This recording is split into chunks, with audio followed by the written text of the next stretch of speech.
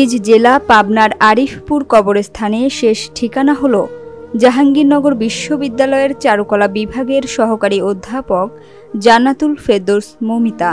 শুক্রবার রাতে দ্বিতীয় জানাজা শেষে তাকে দাফন করা হয়।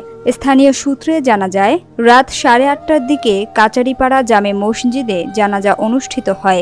এরপর রাত 9টার দিকে পাবনা সদর উপজেলার আরিফপুর কবরস্থানে তাকে দাফন করা হয়। এর আগে সন্ধ্যা 7:40 তার মরদেহ বহনকারী অ্যাম্বুলেন্স নিজ বাড়িতে পৌঁছালে এলাকায় শোকের ছায়া নেমে আসে।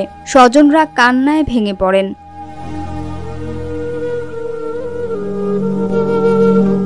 পারিবারিক সূত্রে জানা গেছে, চলতি বছরের জানুয়ারিতে মৌমিতার বিয়ের রেজিস্ট্রি হয়েছিল। পরিবার চেয়েছিল ধুমধাম আয়োজন করে মেয়েকে শ্বশুরবাড়ি পাঠাতে, কিন্তু সেই স্বপ্ন পূর্ণ হলো না।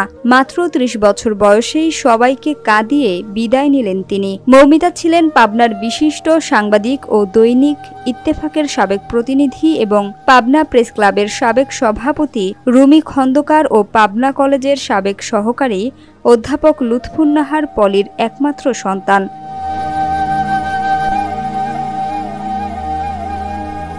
–1995 সালে জন্ম নেয়া জান্নাতুল ফেরদৌস মৌমিতা ছোটবেলা থেকেই মেধাবী শিক্ষার্থী ছিলেন। 2009 সালে পাবনা সরকারি বালিকা বিদ্যালয় থেকে এসএসসি এবং 2021 সালে পাবনা মেডিকেল কলেজ থেকে গোল্ডেন জিপিএ 5 পেয়ে উত্তীর্ণ হন। পরবর্তীতে জাহাঙ্গীরনগর বিশ্ববিদ্যালয়ে ভর্তি হয়ে সেখান থেকে অনার্স ও মাস্টার্স সম্পন্ন করেন। 2021 সালে তিনি চারুকলা বিভাগে প্রভাষক হিসেবে শিক্ষকতা শুরু করেন।